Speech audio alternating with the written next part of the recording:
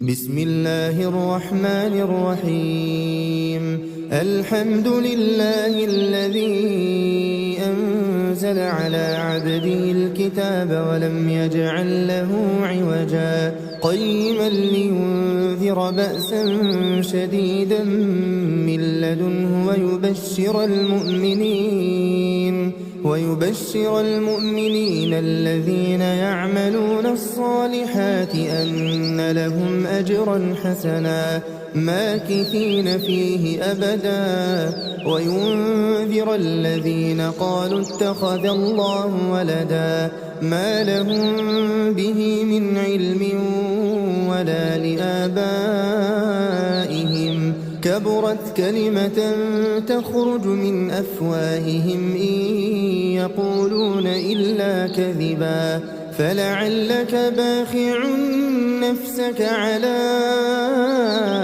آثارهم إن لم يؤمنوا بهذا الحديث أسفا إنا جعلنا ما على الأرض زينة لها لنبلوهم أيهم أحسن عملا وإنا لجاعلون ما عليها صعيدا جرزا أم حسبت أن أصحاب الكهف والرقيم كانوا من آياتنا عجبا إذ أوى الفتية إلى الكهف فقالوا ربنا آتنا من لدنك رحمة وهيئ لنا من أمرنا رشدا فضربنا على آذانهم في الكهف سنين عددا ثم بعثناهم لنعلم أي الحزبين أحصى لما لبثوا أمدا نحن نقص عليك نبأهم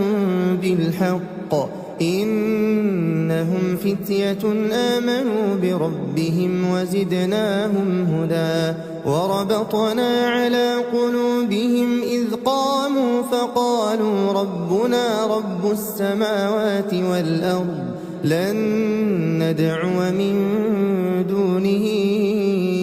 إلها لقد قلنا إذا شططا هؤلاء قوم اتخذوا من دونه آلهة لولا يأتون عليهم بسلطان بين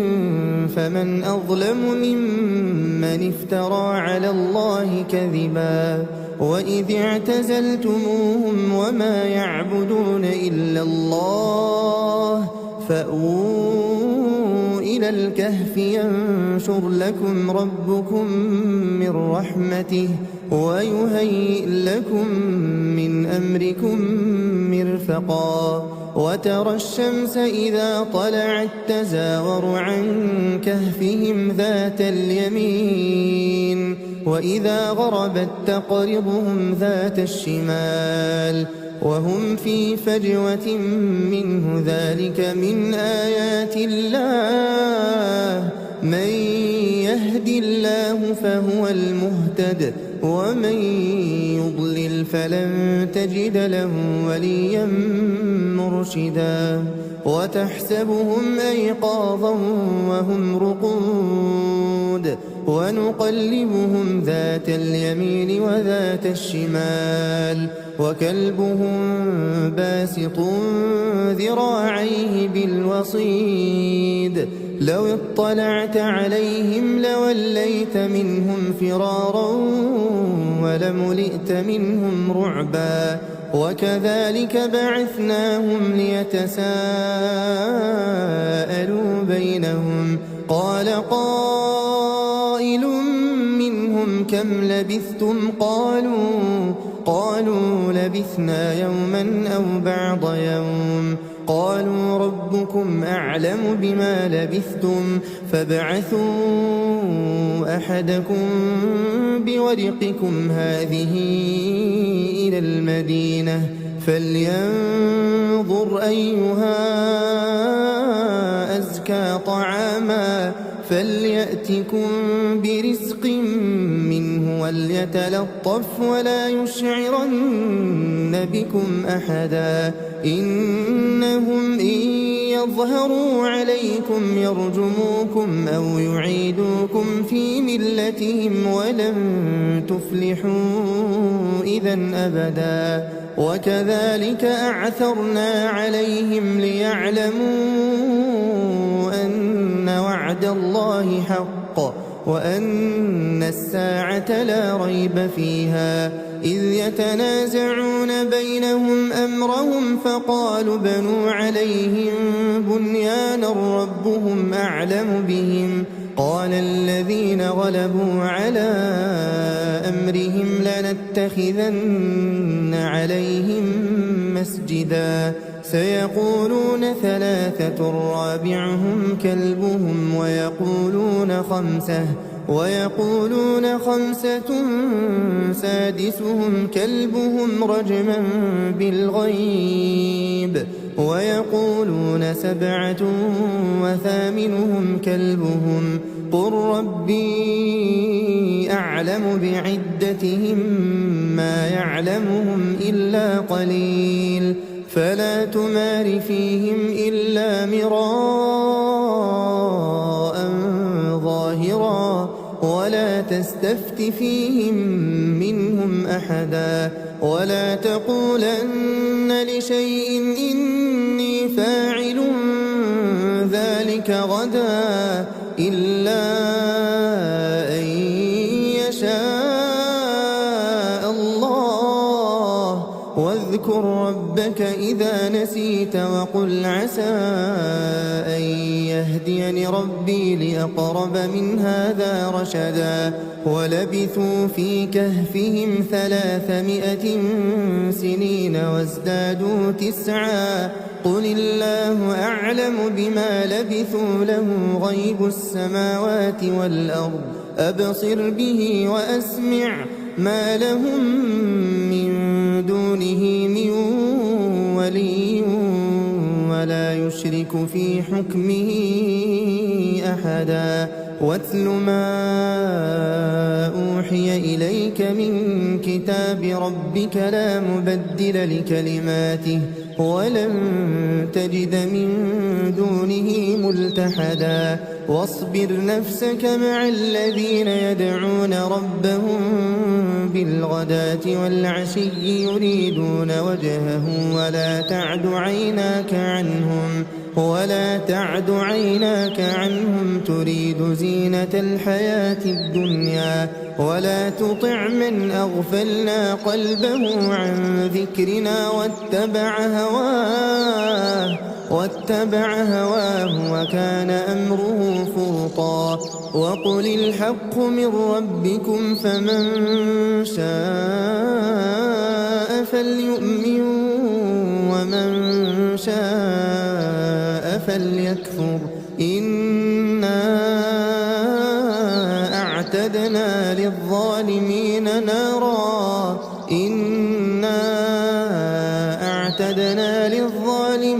نارا أحاط بهم سرادقها وإن يستغيثوا يغاثوا بماء كالمهل يشوي الوجوه بئس الشراب وساءت مرتفقا إن الذين آمنوا وعملوا الصالحات إنا لا نضيع أجر من أحسن عملا أولئك لهم جنات عدن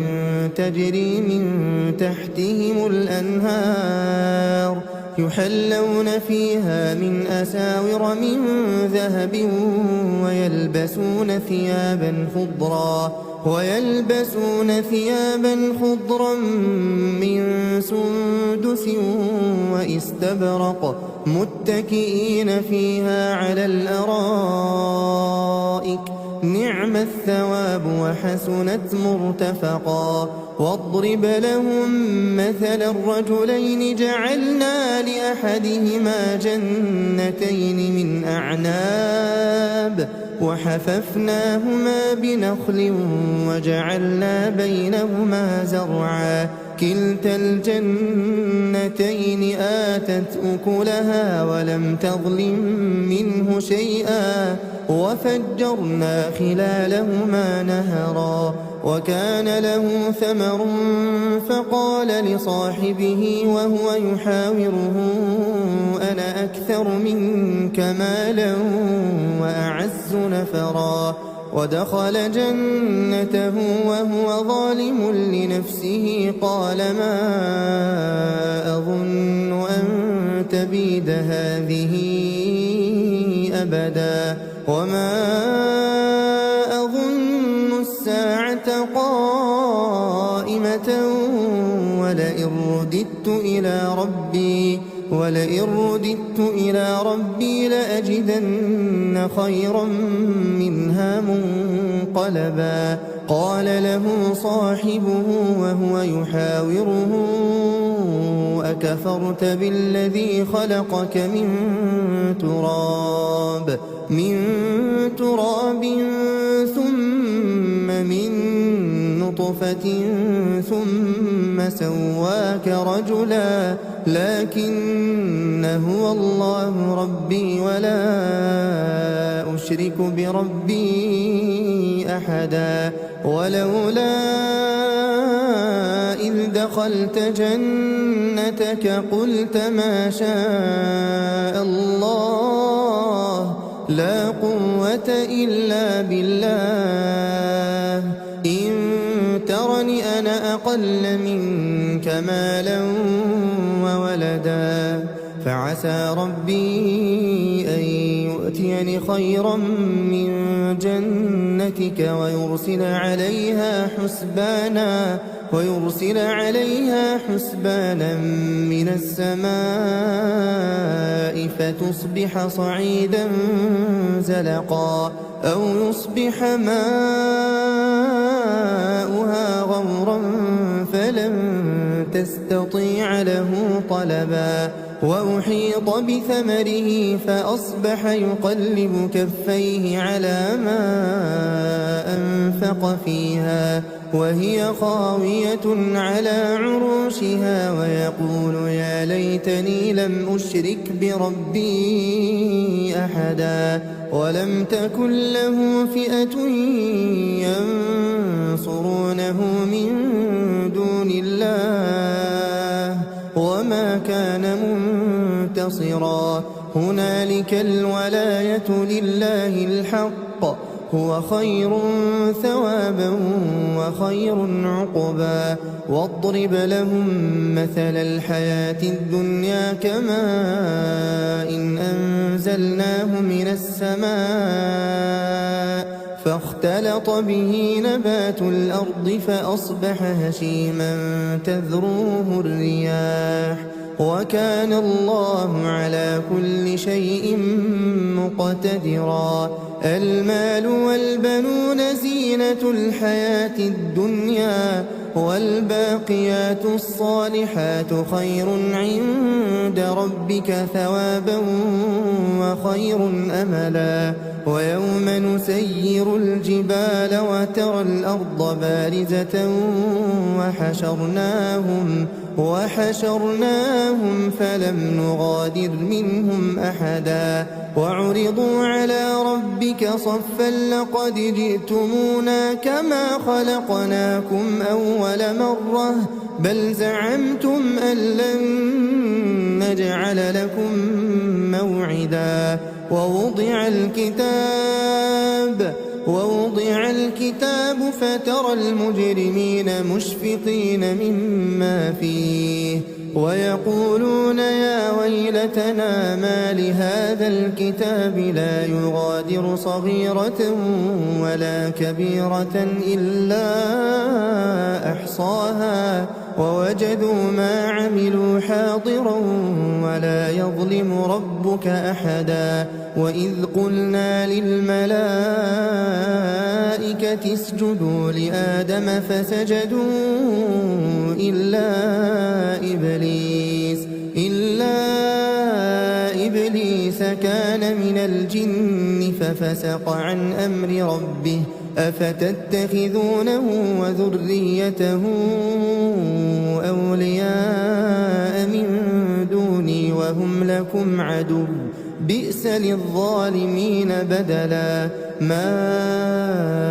أشهدتهم خلق السماوات والأرض ولا خلق أنفسهم وما كنت متخذ المضلين عضدا ويوم يقول نادوا شركائي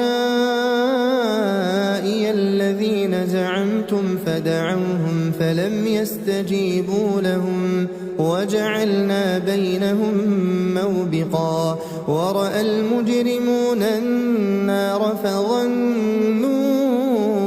أنهم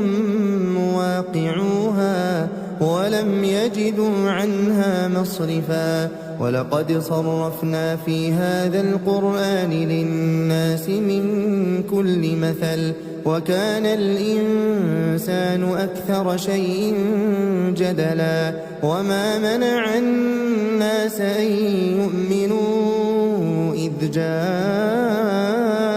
الهدى ويستغفروا ربهم إلا أن تأتيهم سنة الأولين أو يأتيهم العذاب قبلا وما نرسل المرسلين إلا مبشرين ومنذرين ويجادل الذين كفروا بالباطل ليدحضوا به الحق واتخذوا آياتي وما أنذروا هزوا ومن أظلم ممن ذكر بآيات ربه فأعرض عنها ونسي ما قدمت يداه إنا جعلنا على قلوبهم أكنة أن يفقهوه وفي آذانهم وقرا وإن تدعهم إلى الهدى فلن يهتدوا إذا أبدا وربك الغفور ذو الرحمة لو يؤاخذهم بما كسبوا لعجل لهم العذاب بل لهم موعد لن يجدوا من دونه موئلا وتلك القرى أهلكناهم لما ظلموا وجعلنا لمهلكهم موعدا وإذ قال موسى لفتاه لا أبرح حتى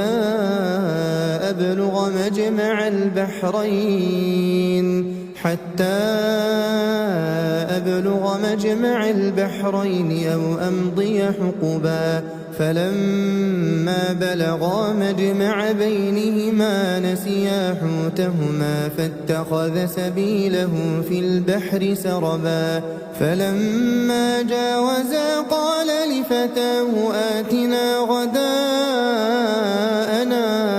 لقد لقينا من سفرنا هذا نصبا قال أرأيت إذ أوينا إلى الصخرة فإني نسيت الحوت وما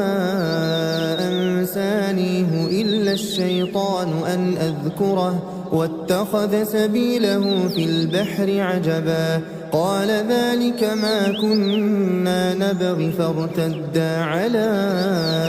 آثارهما قصصا فوجدا عبدا من عبادنا آتيناه رحمة من عندنا وعلمناه من لدنا علما قال له موسى هل أتبعك على أن تعلمني مما علمت رشدا قال إنك لن تستطيع معي صبرا وكيف تصبر على ما لم تحط به خبرا قال ستجدني إن شاء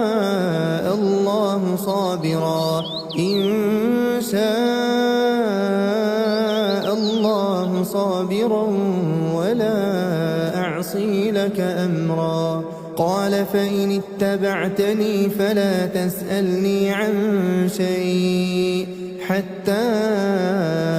أحدث لك منه ذكرا فانطلقا حتى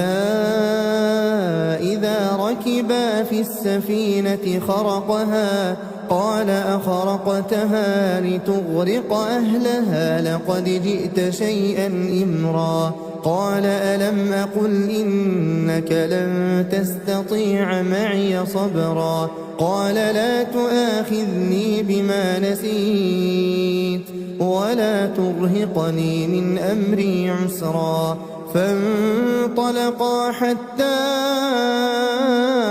إذا لقيا غلاما فقتله قال أقتلت نفسا زكية بغير نفس لقد جئت شيئا نكرا قال ألم أقل لك إنك لن تستطيع معي صبرا قال إن سألتك عن شيء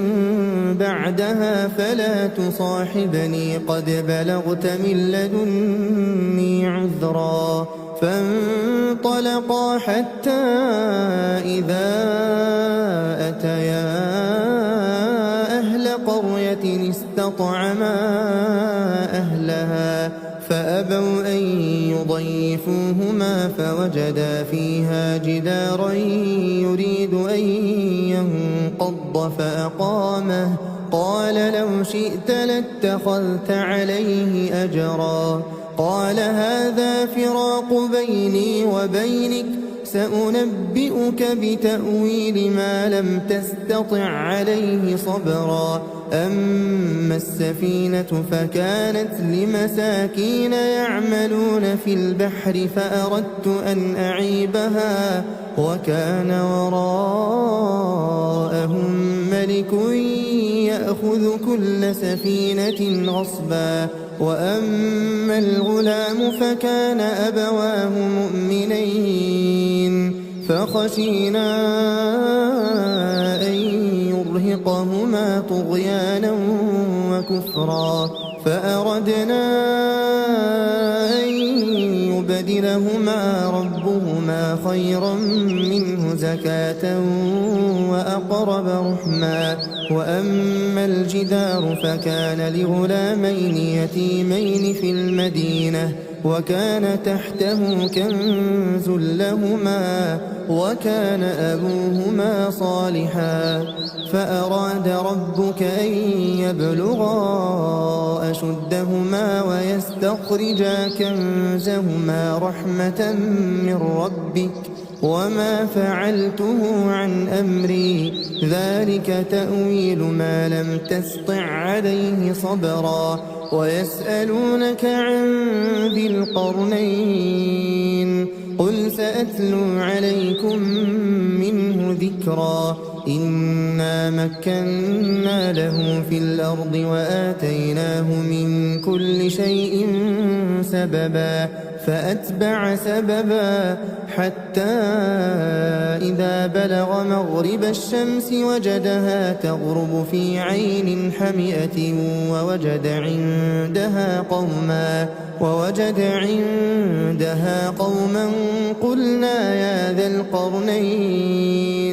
قلنا يا ذا القرنين إما أن تعذب وإما أن تتخذ فيهم حسنا قال أما من ظلم فسوف نعذبه ثم يرد إلى ربه فيعذبه عذابا نكرا وأما من آمن وعمل صالحا فله جزاء الحسنى وسنقول له من أمرنا يسرا ثم أتبع سببا حتى إذا بلغ مطلع الشمس وجدها تطلع على قوم لم نجعل لهم من دونها سترا كذلك وقد أحطنا بما لديه خبرا ثم أتبع سببا حتى إذا بلغ بين السدين وجد من دونهما قوما لا يكادون يفقهون قولا قالوا يا ذا القرنين إن يأجوج ومأجوج مفسدون في الأرض فهل نجعل لك خرجا على أن تجعل بيننا وبينهم سدا قال ما مكني فيه ربي خير فأعينوني بقوة أجعل بينكم وبينهم ردما آتوني زبر الحديد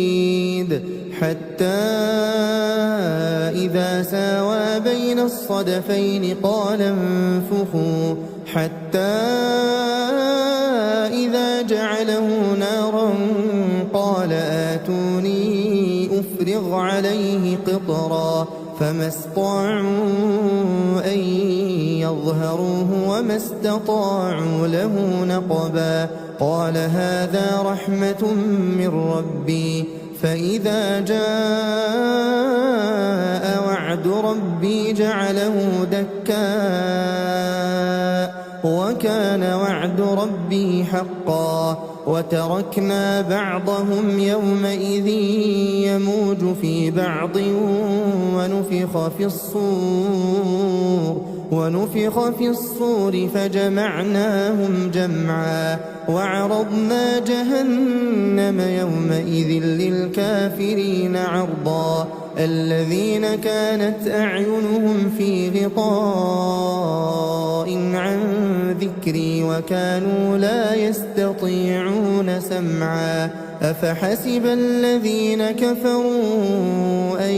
يتخذوا عبادي من دوني أولياء إنا أعتدنا جهنم للكافرين نزلا قل هل ننبئكم بالأخسرين أعمالا الذين ضل سعيهم في الحياة الدنيا وهم يحسبون أنهم يحسنون صنعا أولئك الذين كفروا بآيات ربهم ولقائه فحبطت أعمالهم فلا نقيم لهم يوم القيامة وزنا ذلك جزاؤهم جهنم بما كفروا واتخذوا آياتي ورسلي هزوا إن الذين آمنوا وعملوا الصالحات كانت لهم جنات الفردوس نزلا خالدين فيها لا يبغون عنها حولا قل لو كان البحر مدادا لكلمات ربي لنفد البحر قبل أن تنفد كلمات ربي ولو جئنا بمثله مددا قل إنما أنا بشر مثلكم يوحى إلي أنما إلهكم إله واحد فمن كان يرجو لقاء ربه فليعمل عملا